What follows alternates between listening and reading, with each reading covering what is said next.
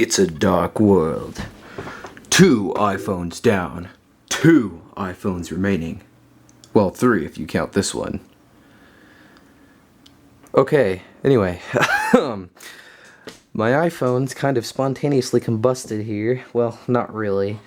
This is my first generation iPhone. This is the 2G iPhone, you know, the original first generation iPhone. I made a video about this quite a long time. Well, not quite a long time, but a while back. I kind of screwed up the battery and I ripped the solder joint right off the motherboard there. So as you can see, we now have a just a trace on the motherboard. So this is completely screwed up. So this iPhone is non-functional anymore. But a repair is coming. I did purchase another one, another original iPhone for parts, which I'm going to use to fix this one. The one I purchased has a cracked screen and a broken home button. This one also has a cracked screen, but it's not quite as bad as the one that I bought. So I'm going to use that as parts to fix this one. And then hopefully I will have a working iPhone again, which is cool because I really like the original iPhone. And of course it's a piece of history, so I want it to work. So yeah, that cost me I think $20 for that. So that's how it is. And then here we have this. This is an iPhone 3GS. You guys should know about this too. I did make a video about it. I went ahead and I plugged this in as I brought it. Well, I went over to my other place today and I got all my iDevices, as you can see here.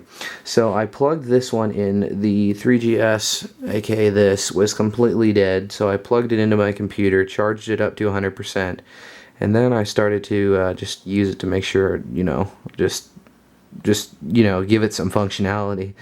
And I noticed that the LCD screen was popping out near the center. It was pretty much like, well, no, that's a little extreme. It was more like that. It was popped out of the screen, kind of like that. So I wondered what was going on, so I decided to disassemble it.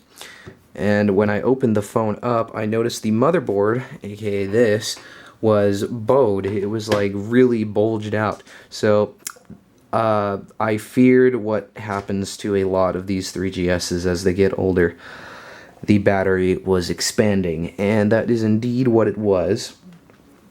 It turned out to be an extremely bulged battery. Like, this is bad. I will actually go get the battery for you guys. It's actually over here. Here is the battery. And as you guys can see, it is extremely bulged. That is not what a battery is supposed to look like. It's supposed to be relatively flat like this. So yeah, this battery is extremely bulged. I mean, I can push on it. It's I don't want to do that though because it'll explode. So yeah, battery kind of exploded. The board is ever so slightly permanently bowed, but it still works. The iPhone still works, so I am glad about that.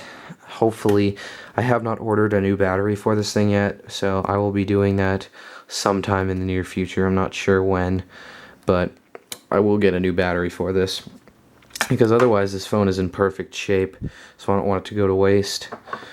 So yeah, that's basically what's going on. My other iPhones, obviously my wonderful iPhone 5S is still working perfectly fine. I absolutely love this phone. I mean, just a follow-up to the review I did a few months back, this phone is absolutely fantastic. I love this phone. Anyway, yeah, this is obviously still working, and the iPod Touch 4th generation is still functional too. And of course, the iPhone 4 is also still perfectly functional. So that's that. I pulled this one out. All these iPhones sat, except for this one obviously, they all sat on a shelf for about a month and a half unused.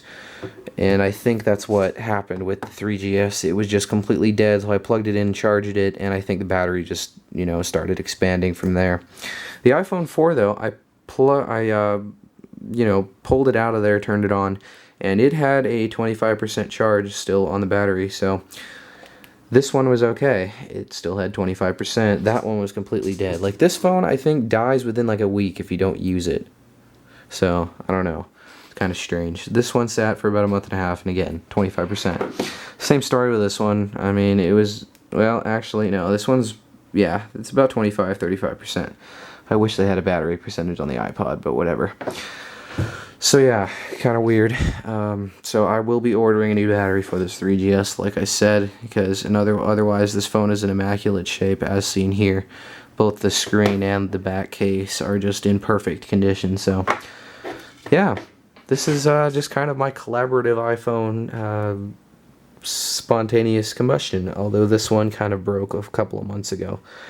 And this one broke just today, I think. I think this just happened today. I did notice it while I was using it, like I said.